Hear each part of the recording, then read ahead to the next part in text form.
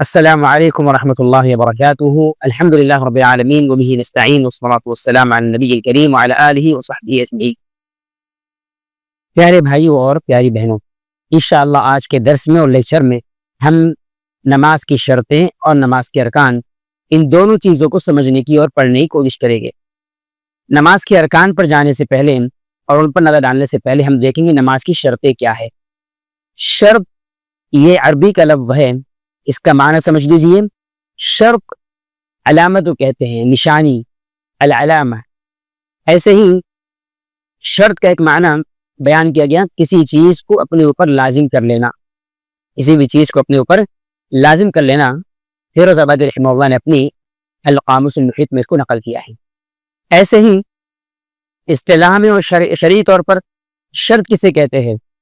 شرط کی تعریف فقہاء نے، اصولیوں نے اس انداز سے بیان کی ہے: الشرط ما يلزم من عدمه عدم الحكم ولا يلزم من وجوده وجود الحكم۔ یعنی شرط کہتے ہیں ایسی چیز کو، ایسے سبب کو کہ جس کے نہ پائے جانے کی وجہ سے اصل مسئلہ حل ہی نہ ہو، اور جس کے پائے جانے کی وجہ سے اصل مسئلہ لازم نہ آتا ہو۔ اب یہاں پر تعریف اور ڈیفینیشن تو آپ نے سننے لگی، سمجھے نہیں آپ، اس کو ہم مثال کے ذریعے سمجھنے کی کوشش کرتے ہیں۔ جیسے نماز کے شرائط میں اور کنڈیشنز میں ایک کنڈیشن ہے وضو کا ہونا، پاکی کا ہونا۔ تو اگر ایک انسان پاکی حاصل نہ کرے اور نماز پڑھ لے، گویا یہاں پر وہ سبب پایا نہیں گیا، تو اگر اس حالت میں نماز پڑھی گئی تو نماز بھی صحیح نہیں ہوگی، وہ حکم صحیح ہوگا ہی نہیں۔ لیکن کیا ہر وہ انسان جس نے وضو کیا اس کے اوپر نماز واجب ہوگی؟ نہیں، ہر وہ انسان جس نے وضو کیا اس پر نماز واجب نہیں ہوگی۔ ایک انسان اپنی یعنی کہ جسم کو ٹھنڈک پہنچانے کے لیے وضو کر سکتے، تو کیا جسم کو ٹھنڈک پہنچانے کے لیے وضو کر رہا ہے تو اس پر نماز واجب ہو جائے گی؟ ہرگز نہیں۔ تو اگر ایک انسان وضو نہیں کرتا ہے تو اس سبب کے نہ پائے جانے کی وجہ سے اب اگر نماز پڑھے گا اس حالت میں نماز صحیح ہوگی۔ ما یلزم من عدمه عدم الحکم، اس کے نہیں ہونے کی وجہ سے وہ عبادت بھی بالکل نہیں کے مرتبے میں چلے جائیں گے، وہ صحیح ہوگی ہی نہیں وہ۔ لیکن ولا یلزم لوجوده وجود الحکم، اس کے پائے جانے کی وجہ سے حکم بھی پایا جائے یہ ضروری نہیں ہے۔ یہ مثال آپ کے سامنے رکھی وضو کی، اس سے آپ مسئلے کو سمجھ گئے ہوں گے انشاءاللہ۔ شرط جو نماز کے متعین کیے گئے ہیں، ایک سوال یہاں یہ پیدا ہوتا ہے کہ جو شرط اہل علم نے بیان کی، جتنی بھی شرطیں ہیں، ارکان، اس کے علاوہ واجبات، اس کی سنن اور نماز کی مبتلا کرنے والی چیزیں، تو کیا قرآن اور حدیث نے ایسے ہی ترتیب سے بیان کیا اس کو؟ جواب ہے نہیں۔ تو پھر علماء نے اس کو کہاں سے لایا؟ کیا یہ بدعت ہے؟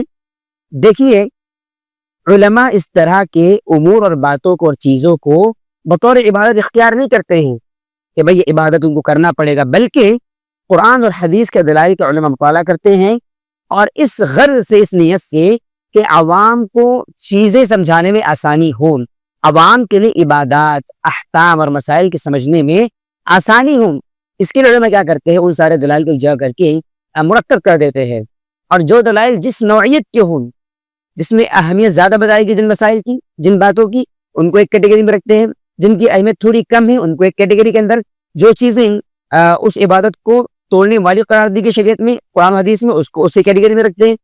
کیوں؟ تاکہ ایک جگہ ہونے کی وجہ سے لوگ جب اس کو پڑھیں تو لوگوں کے ذہن میں رہے اور لوگوں کو اس عبادت کو انجام دینے میں آسانی ہو، دشواری نہ ہو۔ تو علماء تعلیم میں آسانی کی غرض سے، احکام کے سیکھنے میں لوگوں کے لیے سہولت ہو اس غرض سے اس طرح کی چیزوں کو مرتب کرتے ہیں۔ باقی شریعت میں یعنی قرآن میں اور حدیث میں ترتیب سے ساری باتیں بیان نہیں کی، بلکہ الگ الگ مقامات پر یہ چیزیں آئی ہیں۔ قرآن کریم میں کہیں پر فلاں پارے میں، کہیں فلاں پارے میں، حدیث میں کہیں فلاں جگہ پر، کہیں فلاں جگہ پر، اس طریقے پر مختلف جگہ پر آئی ہے، لیکن علماء نے ان کو جگہ کر دی تاکہ لوگوں کو سمجھنے میں اور ان کو سیکھنے میں آسانی ہو۔ تو بعض لوگ کہتے ہیں کہ بھئی بدعت ہے، یہ ایسا بدعت نہیں ہے، یہ علماء اس کو لوگوں کے تعلیم میں سہولت کے لیے کرتے ہیں۔ تو آئیے آگے ہم بڑھتے ہیں۔ شرط کیا ہے؟ نماز کی جو شرط ہے، اس کی جو شرائط ہے، اس کے جو شروط ہیں، مراد وہ امور اور وہ باتیں جو نماز کے لیے ضروری ہیں لیکن نماز کا حصہ وہ نہیں ہے، بلکہ نماز کے باہر ہے۔ نماز کے متعلق وہ مسائل نماز کے جو نماز کے اندر داخل نہیں ہے بلکہ نماز کے باہر ہیں، اور ایسی وہ اہم چیز ہے کہ اگر ان کو اختیار نہیں کیا گیا، وہ موجود نہ ہو وہ چیزیں، تو انسان کی نماز صحیح نہیں ہوگی۔ عزیز بھائیوں اور ہمارے اس کورس کو اور اسی مسائل کو سیکھنے والے شاگرد، اللہ تعالیٰ آپ لوگوں کو نیک توفیق سے نوازے۔ آگے ہم بڑھتے ہیں نماز کے شرائط پر۔ پہلی شرط ہے نماز کی اسلام، اور اس کے مقابلے میں آتا ہے کفر۔ انسان کے نماز کے صحیح ہونے کے لیے شرط ہے کہ مسلمان ہو، ورنہ اگر کافر نماز پڑھے گا اس کی نماز قبول نہیں ہوگی۔ کافر کی نماز ہے کوئی بھی بات قابل قبول نہیں۔ چنانچہ اس بارے میں سورہ توبہ کے آیت اللہ تعالیٰ نے فرمایا ما كان للمشركين ان يعملوا مساجد الله شاهدين على انفسهم بالكفر اولئك حبطت اعمالهم وفي النار هم خالدون۔ مشرکوں کے لیے یہ جائز نہیں کہ وہ مسجدوں کی تعمیر کریں، حالانکہ وہ جانتے ہیں کہ وہ کافر ہیں۔ ایسے لوگوں کا عمل برباد ہے اور ہمیشہ ہمیشہ کے لیے جہنم میں رہنے والے۔ آیت نے کیا بتایا کہ کافر کا کوئی بھی عمل قابل قبول نہیں ہے، وہ کوئی بھی عمل کرے اس کا عمل قابل قبول نہیں ہوگا، اس لیے کہ اس کے پاس اعمال کی قبولیت میں سب سے بڑی رکاوٹ موجود ہے اور وہ ہے کفر اور شرک۔ لہذا کافر مشرک کا عمل قبول نہیں ہوگا اور اس کی نماز صحیح نہیں ہوگی۔ نماز کے صحیح ہونے کے لیے پہلی شرط ہے اسلام تک پایا جائے۔ ایسے ہی اللہ تعالیٰ نے فرمایا سورۃ فرقان میں وَقَدِمْنَا إِلَىٰ مَا عَمِلُوا مِنْ عَمَلٍ فَجَعَلْنَاهُ هَبَاءً مَنثُورًا۔ ان کے اعمال کو ہم نے هَبَاءً مَنثُورًا بالکل اڑا کر خاک بنا دیا، قبول نہیں کیا۔ کیوں؟ کفر کی وجہ سے۔ نماز کے شروط میں شرائط میں دوسری شرط ہے عقل کا ہونا۔ پاگل انسان ہے اس کی نماز قابل قبول نہیں ہوگی، اس لیے کہ پاگل پر شریعت نہیں ہوتی ہے۔ اگر ایک انسان سمجھدار تھا بعد میں اس کو جنون لاحق ہو گیا، پاگل وہ ہو گیا، اسلام کے احکامات اس پر لاگو نہیں ہوگی۔ اس بارے میں ابو داود کی حدیث کا راوی علی بن ابی طالب رضی اللہ عنہ کہتے ہیں اللہ کے رسول صلی اللہ علیہ وسلم فرمایا رفع القلم عن الصبي حتى يبلغ وعن النائم حتى يستيقظ وعن المجنون حتى يفيق۔ اللہ تعالیٰ نے شریعت کو ہٹا دیا، یہ شریعت معاف ہے چھوٹے بچے پر حتیٰ کہ بالغ وہ ہو جائے گی، سونے والے پر حتیٰ کہ وہ جاگ جائے، اور مجنون پر پاگل پر حتیٰ کہ وہ افاقہ اس کو ہو جائے، اپنی حالت جنون سے باہر آ کر وہ اس کی عقل لوٹ جائے۔ یہ دوسری شرط ہے۔ اگر ایک انسان پاگل ہے اس کی نماز سے نہیں اگرچہ وہ پڑھے۔ شرط نمبر 3 تمیز کا پائے جانا، یعنی انسان کا مسلمان کا بلوغت کی عمر کو پہنچنا۔ اللہ کے رسول صلی اللہ علیہ وسلم کی حدیث یہاں پر دیکھیے، حدیث کیا ہے؟ آپ نے فرمایا مروا اولادکم بالصلاۃ وهم ابناء 7 سنین واضربوهم علیہا وهم ابناء 10۔ اپنے بچوں کو نماز کا حکم دو جب وہ 7 سال کے ہو جائیں 7 ایئرس، اور ان کو نماز کے ترک کرنے پر سزا دو جب وہ 10 سال کے ہو جائیں۔ اس حدیث پر ہم غور کریں گے، آیا یہ حکم یہاں پر فرض کے درجے میں ہے یا اللہ کے رسول صلی اللہ علیہ وسلم کا فرمان محض تربیت کی غرض سے ہے؟ جواب یہ ہے کہ یہاں پر جو حکم ہے اور سزا دینے کی جو تاکید ہے بچوں کی تربیت کی غرض سے ہے، ورنہ اصل میں نماز کی فرضیت کی عمر بلوغت کی عمر ہے۔ بلوغت کی عمر کیا ہے؟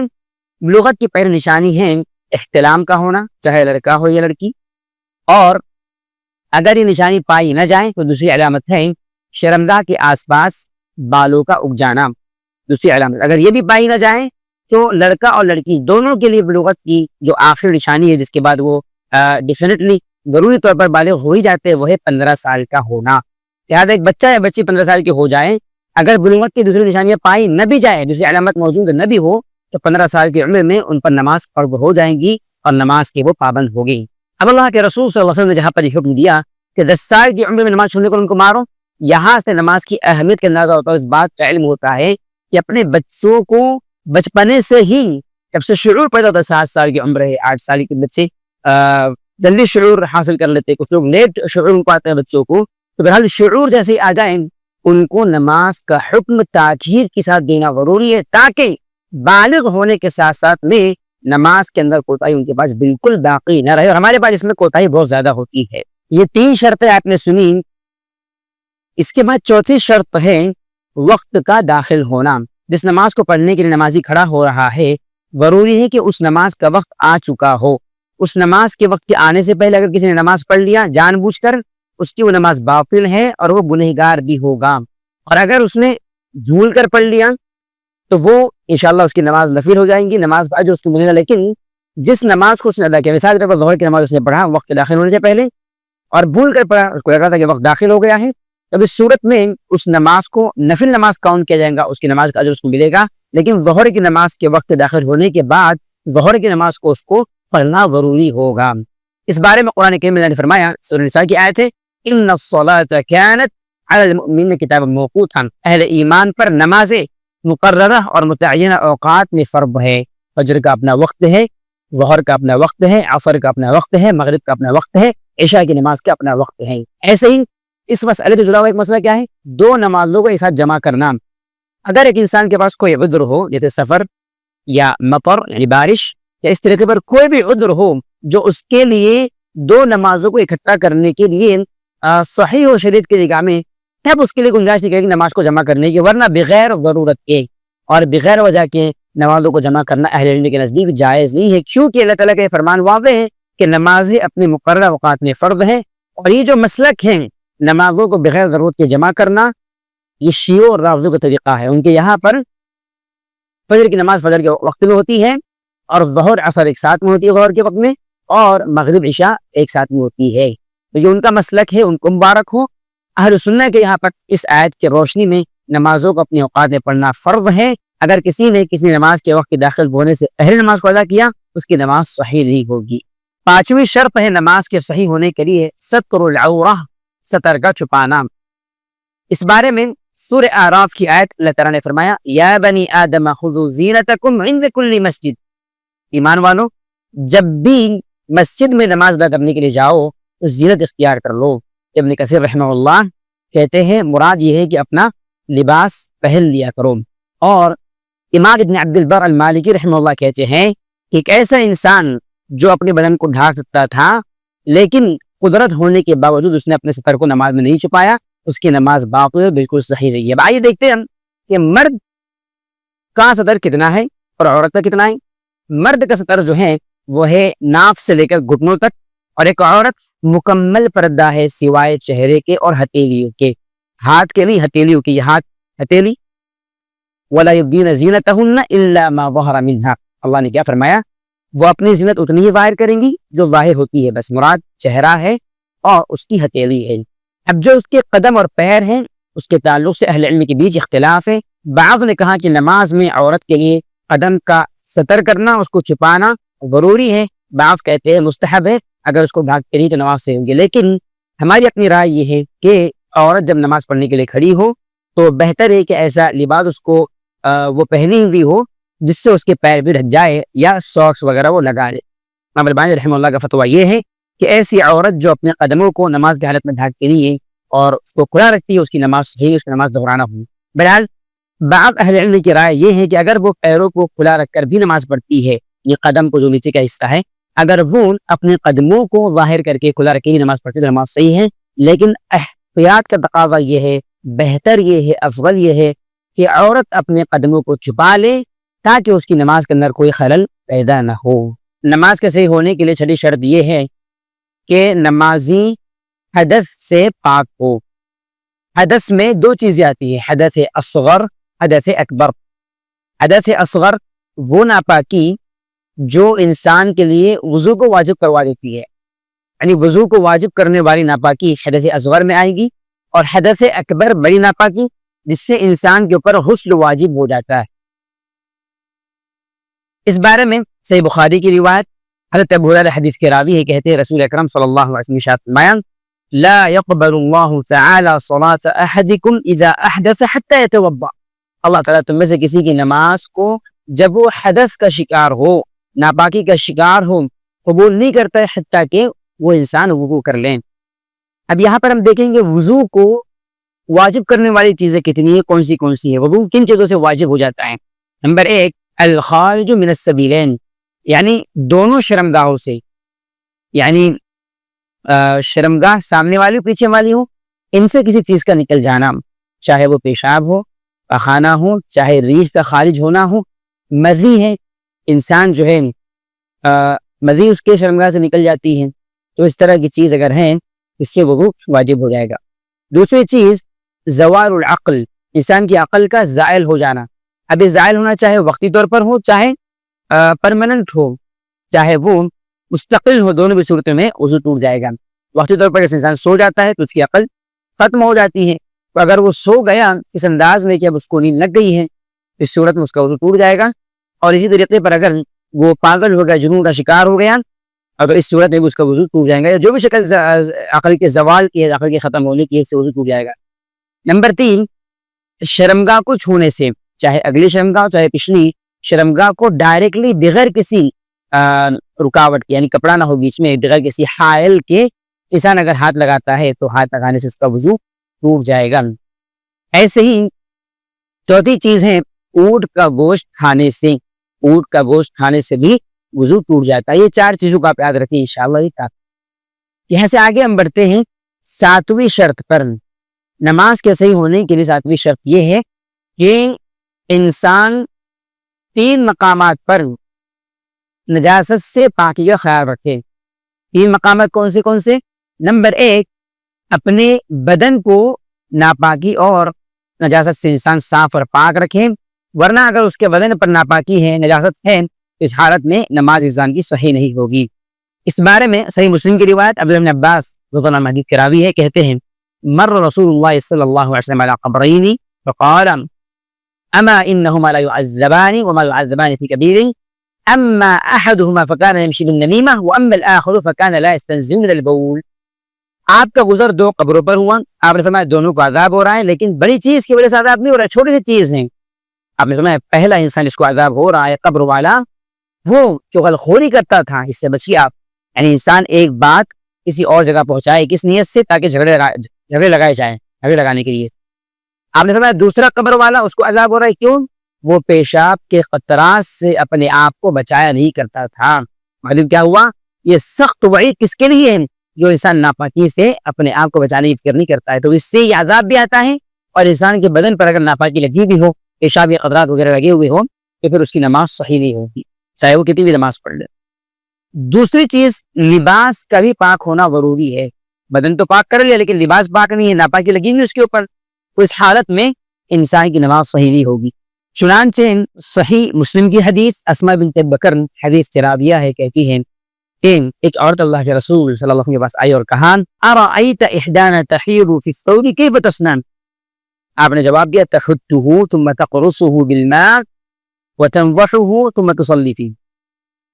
اسے سوال یہ کیا کہ ہم میں سے ایک عورت کو حیض آ جاتا ہے تو حیض کا خون جو ہے لباس پر لگا ہوا ہوتا ہے پیریڈز کے دنوں میں وہ خون لگا ہوتا ہے گندگی لگی ہوتی ہے یعنی وہ ناپاکی تو کیسے وہ کرے یعنی اس میں نماز پڑھنے کا مسئلہ کیسے ہوگا. تو آپ نے فرمایا ایسی حالت میں اس عورت کی ذمہ داری کی اس خون کو ہٹا دے صاف کر دیں پانی سے اس کپڑے کو دھل لے پھر اس میں نماز پڑھیں. یعنی اگر خون کو کھرچ سکتی تو کھرچ دیں پھر اس کو دھو لیں یا کہ اس کو صاف کر سکتی ادارے صاف کر لیں پانی سے اس کو دھو لیں صاف کر لیں پھر اس میں نماز پڑھیں. معلوم کیا ہوا لباس کا انسان کے نماز پڑھنے کے وقت میں صاف ہونا ضروری ہے. تیسری چیز جو ہے جس کا صحیح ہونا ضروری ہے وہ ہے وہ جگہ جہاں پر انسان نماز پڑھ رہا ہے. اگر اس کی جگہ ناپاک ہو نماز پڑھنے کے وقت میں تو اس جگہ پر نماز پڑھنے کی وجہ سے نماز انسان کی صحیح نہیں ہوگی. چنانچہ انس بن مالک کی حدیث کہتے ہیں اللہ کے رسول صلی اللہ علیہ وسلم بیٹھے ہوئے تھے مسجد میں ایک اعرابی آیا بدو آیا مسجد میں پیشاب کرنا اس نے شروع کر دیا. صحابہ کو بڑا غصہ آیا اس کو ڈاڈا پڑکا اس کو مارنے کے تو اللہ اس نے منع کر دیا ایسا مت کرو. آپ نے حکم دیا فامر رسول بجنود من ماء فاحرق علیہ. آپ نے ایک پانی کا ڈول منگایا اور اس ڈول کو پھر اس پیشاب کی جگہ پر بہا دیا گیا پیشاب کو صاف کر دیا گیا. تو یہ تینوں احادیث آپ کے سامنے آئی جس سے معلوم ہوا کہ بدن کا لباس کا اور ساتھ میں اس جگہ کا پاک ہونا ضروری نماز کے اندر ہے ورنہ اگر تینوں سے کوئی چیز ناپاک ہوگی نماز صحیح نہیں ہوگی. نمبر 8 نمازی کے لیے ضروری ہے کہ وہ اپنے چہرے کو قبلے کی جانب رکھے قبلہ رخ ہو کر نماز پڑھے. اگر ایک انسان قدرت رکھتا ہے اور کوئی رکاوٹ نہیں ہے اور قبلے کی طرف رخ کر کے نماز نہیں پڑھ رہا تو اس کی نماز صحیح نہیں ہوگی اس کی نماز باطل ہو جائیں گی چاہے وہ کتنی نماز. اس بارے میں قرآن کریم کی آیت اللہ تعالیٰ نے فرمایا فَوَلِّ وَجْهَكَ شَطْرَ الْمَسْجِدِ الْحَرَامِ نماز پڑھتے ہوئے اپنے چہرے کو مسجد حرام کی جانب موڑ دو. وَحَيْثُ مَا كُنْتُمْ جہاں کہیں رہو فَوَلُّوا وُجُوهَكُمْ شَطْرَهُ اپنے چہرے کو نماز کے دوران اسی کے سمت اسی کی جانب موڑا کرو رکھا کرو. ایسے ہی نبی کریم صلی اللہ علیہ وسلم مسلم تشریف فرماتے ایک شخص آئیں نماز پڑھا انہوں نے نماز غلط پڑھا آپ نے تعلیم دی نماز کی ان کو تو اس نماز کی تعلیم کے دوران آپ نے اسے یہ بھی کہا کہ جب نماز پڑھنے کے لیے کھڑے ہوا کرو استقبل القبلۃ فکبر قبلہ رخ ہوا کرو پھر اس کے بعد اللہ اکبر کہا کرو. معلوم کیا ہوا کہ قبلہ رخ ہونا نماز کے صحیح ہونے کے لیے بہت اہم شرط ہے. یہ حدیث صحیح بخاری کی ہے۔ 9ویں شرط ہے نماز کے صحیح ہونے کے لیے نیت کا پایا جانا۔ نیت کے بغیر کوئی بھی عمل قابل قبول نہیں ہوتا۔ اور دوسرا مسئلہ یاد رکھیں نیت کے بارے میں کہ نیت زبان سے نہیں دل سے ہوتی ہے، بعض لوگ زبان سے کرتے ہیں بدعت۔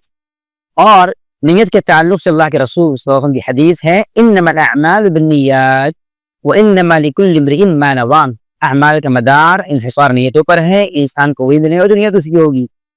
تو بہرحال حدیث سے واضح ہے کہ نیت کا ہونا ہر عمل میں عبادت میں شرط ہے، اور نیت کے بغیر کوئی بھی عمل صحیح نہیں ہوتا ہے۔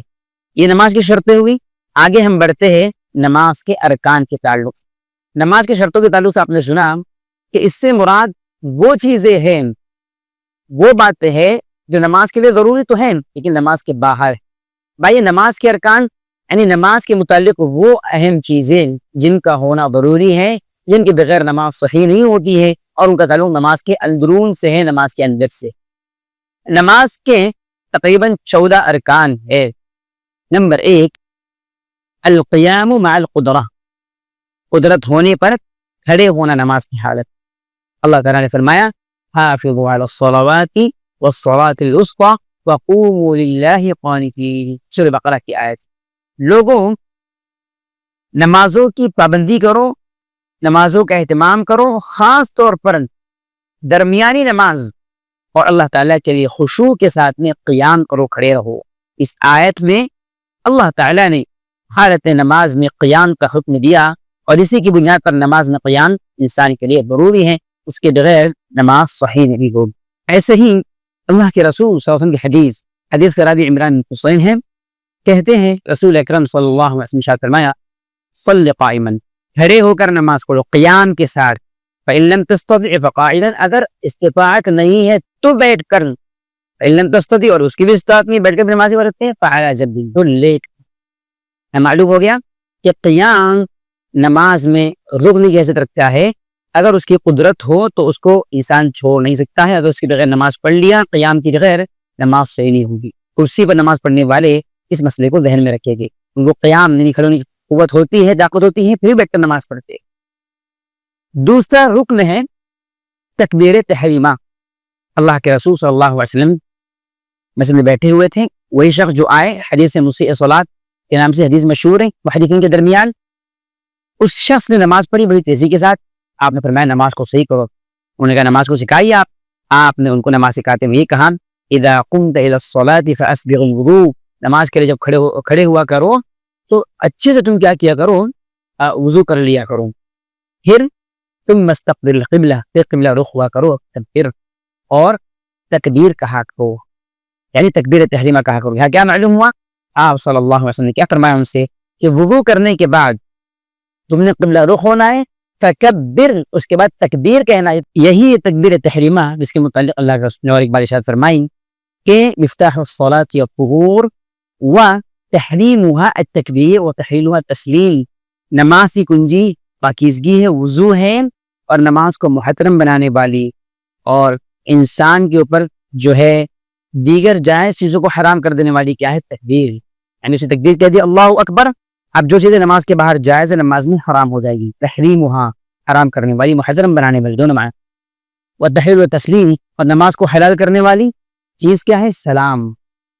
ان احادیث سے کیا معلوم ہوا کہ تکبیر تحریمہ نماز کا رکن ہے، یہ تکبیر نماز میں داخلے کا طریقہ ہے، نماز میں داخل ہونے کا راستہ ہے، اس کے بغیر انسان نماز نہیں پڑھ سکتا۔ اگر اس کے بغیر نماز میں داخل ہو گیا تو چاہے پوری نماز سن لے کو نماز صحیح نہیں ہوگی۔ تیسرا رکن ہے نماز کے ارکان میں قراءۃ الفاتحہ، تو یہ فاتحہ کا پڑھنا۔ اللہ کے رسول صلی اللہ علیہ وسلم نے ایک موقع پر صحابہ سے کہا مجھے یہ معلوم ہو رہا ہے کہ تم اپنے امام کے پیچھے پڑھتے، انہوں نے کہا ہاں، اپنے کو مت پڑھا کرو سوائے سورہ فاتحہ کے، اس لیے کہ لا صلاۃ لمن لم یقرأ بفاتحۃ الکتاب، جو سورہ فاتحہ نہ پڑھے اس کی نماز صحیح نہیں ہوتی ہے۔ تو نماز میں سورہ فاتحہ پڑھنا رکن کی حیثیت رکھتا ہے، اور سورہ فاتحہ آپ کے ضروری کہ نماز کی ہر رکعت میں قیام میں پڑھیں گے، ورنہ جس رکعت میں آپ نے سورہ فاتحہ کو ترک کر دیا اس رکعت کو دہرانا آپ کے اوپر واجب ہوگا سجدے سہو کے ساتھ۔ ایسے ہی چوتھا رکن ہے رکوع۔ سورہ حج میں اللہ تعالیٰ نے فرمایا یا ایھا الذین آمنوا ارکعوا واسجدوا، ایمان والوں رکوع کرو، اللہ تعالیٰ کے لیے رکوع کا اہتمام کرو اور سجدہ کرو۔ ایسے ہی اللہ کے رسول صلی اللہ علیہ وسلم نے وہ حدیث جو حدیث مسیح صلاۃ کے نام سے مشہور ہے، اس میں ان صحابی کو تعلیم دیتے ہوئے کہا ثم ارکع حتی تطمئن راکعا، قیام مکمل ہونے کے بعد اب تم رکوع میں جاؤ حتیٰ کہ بالکل اطمینان کے ساتھ میں رکوع کو تم مکمل کر لو۔ پانچواں رکن ہے رکوع سے اٹھنا۔ اسی حدیث میں اس بات کا تذکرہ بھی آپ نے صحابی سے کہا ثم ارفع حتی تطمئن قائما، پھر اس کے بعد تم کھڑے ہو جاؤ حتیٰ کہ اطمینان سے تم نے کھڑے ہو جانا ہے رکوع کے بعد۔ نمبر 6، 7 اعضاء پر سجدہ کرنا۔ اللہ کے رسول صلی اللہ علیہ وسلم کے اس بارے میں حدیث مبارکہ ہے، صحیح بخاری وغیرہ کی روایت ہے۔ آپ نے فرمایا امرت ان اسجد علی 7 اعظم، مجھے اس بات کا حکم دیا گیا، مجھے اس بات کا پابند کیا گیا کہ میں 7 ہڈیوں پر سجدہ کروں۔ 7ویں چیز ہے سجدہ کرنے کے بعد سجدے سے اٹھنا۔ آپ صلی اللہ علیہ وسلم نے صحابی کو حکم دیا جو نماز میں غلطی کر رہے تھے سجدے کرنے کے بعد اٹھ جایا کرو، پھر اس کے بعد دونوں سجدوں کے درمیان بیٹھنا۔ نمبر 8، دونوں سجدوں کے درمیان بیٹھنا۔ آپ نے کیا فرمایا ثم ارفع حتی تطمئن جالسا، پھر تم اٹھو سجدے سے، اس کے بعد سکون سے بیٹھ جاؤ، اطمینان کے ساتھ تم جلوس کرتے ہوئے بیٹھ جاؤ، یعنی دونوں سجدوں کے درمیان جلسے میں۔ نمبر 9، تمام ارکان کو ادا کرنے میں اطمینان کا خیال رکھنا، سکون کا خیال رکھنا، تیزی سے نہیں کرنا۔ آپ صلی اللہ علیہ وسلم نے صحابی کو جہاں حکم دیا، نماز کی تعلیم دی، وہاں پر آپ نے تقریباً مقامات پر کیا فرمایا ثم ارفع حتی تطمئن قائما، پھر آپ نے فرمایا ثم اسجد حتی تسجد حتی تطمئن ساجدا، ثم ارفع حتی تطمئن جالس، ہر جگہ پر اطمینان کا، سکون کا تو اطمینان کا خیال رکھا جائے گا۔ ایسے ہی نمبر 10، تمام ارکان کو ادا کرنے میں ترتیب کا خیال رکھنا ضروری ہے۔ ترتیب یعنی ایسے جائز نہیں کہ انسان پہلے سجدہ کرے اس کے بعد قیام کرے، قیام سے پہلے رکوع کر لے، نہیں، تمام ارکان کو ادائیگی میں ترتیب کا خیال رکھنا ضروری ہے۔ ترتیب کا خیال رکھنا، اس کے بغیر نماز صحیح نہیں ہوگی، اس لیے کہ اللہ کے رسول صلی اللہ علیہ وسلم نے نماز جو سکھائی ترتیب کے ساتھ میں سکھائی، آگے پیچھے کرنے کا جواز نہیں ہے، گنجائش نہیں۔ نمبر 11، آخری تشہد۔ اس بارے میں عبداللہ بن مسعود کی حدیث ہے، کہتے ہیں كنا نقول قبل ان يفرض التشهد السلام على الله السلام على جبریل و میکائیل، کہتے کہ ہم تشہد کے فرض ہونے سے پہلے کہا کرتے تھے کہ اللہ تعالیٰ پر سلامتی ہو، جبریل پر سلامتی ہو، میکائیل پر سلامتی، کہتے کہ اللہ تعالیٰ نے ان کو منع کر دیا اور کہا کہ یہ مت کہا کرو کہ اللہ تعالیٰ پر سلامتی ہو، کیونکہ اللہ تعالیٰ خود ہی سلامتی دینے والا ہے، اس کو سلامتی کی ضرورت کی خود نیاز بندوں سے۔ تو اس حدیث کے الفاظ پر غور کیجیے، ابن مسعود نے کیا فرمایا قبل ان یفرض التشہد، تشہد کے فرض ہونے سے پہلے، معلوم یہ ہوا کہ تشہد پہلے فرض نہیں تھا، بعد میں فرض کر دیا گیا۔ نمبر 12، الجلوس لہ، یعنی تشہد کے لیے بیٹھنا، تشہد کے لیے انسان بیٹھتا ہے، جلوس جلسہ بیٹھتا ہے، آخر تشہد کے لیے یہ رکن ہے، اگر اس کو چھوڑ دیا انسان نے تو نماز اس کی باطل ہو جائے گی، اور اگر چھوڑ دیا کسی وجہ سے، غلطی کی وجہ سے، تو انسان کو اس رکن کو دہرانا پڑے گا، ساتھ میں سجدے سہو کرنا پڑے گا۔ نمبر 13، درود کا اہتمام کرنا، الصلاۃ علی النبی، اللہ کے رسول پر درود بھیجنا۔ اللہ کے رسول نے جو صحابہ کو تعلیم دی درود کی، درود ابراہیمی نماز سے پڑھنے کا اپنے حکم دیا، اللہم صلی علی محمد وعلی آل محمد کما صلیت علی وعلی آل ابراہیم انک حمید مجید، اللہم بارک علی محمد وعلی آل محمد کما بارکت علی ابراہیم وعلی آل ابراہیم انک حمید مجید۔ یہ 13واں رکن، اس کے بڑے بغیر نماز صحیح نہیں ہوگی آخر تشہد کے اندر۔ نمبر 14، دونوں سلام پھیرنا، اور اس کے بارے میں اللہ کے رسول کی حدیث واضح، آپ نے فرمایا نماز کی کنجی وضو ہے، اور وہ تحریمها التکبیر، نماز کو محترم بنانے والی، اس میں داخل ہونے کا جو راستہ ہے، جو مین ہے، وہ ہے تکبیر، اللہ اکبر کہنا، اور اس سے باہر نکلنے کا جو طریقہ ہے وہ کیا ہے، تحلیلها التسلیم، نماز کو حلال کر دینے والی، اب نماز کو ختم کرنے والی کیا ہے، التسلیم، سلام پھیرنا۔ تو سلام پھیرنا یہ نماز کے ارکان میں سے، یہ کل 14 ارکان ہوئے، ان کا خیال رکھنا ضروری ہے۔ اگر ان میں سے کوئی ایک رکن چھوٹ گیا تو سجدے سہو کے ذریعے سے نماز صحیح نہیں ہوگی، حتیٰ کہ انسان اس رکن کو دوبارہ ادا کر لے، ادا کرنے کے ساتھ ساتھ سجدے سہو کرے گا، تب جا کر اس کی نماز صحیح ہوگی۔ اللہ تعالیٰ ہم تمام کو نماز کو صحیح ادا کرنے والا بنائیں، نماز کو صحیح رب سیکھنے کی توفیق دے۔ السلام علیکم ورحمۃ اللہ۔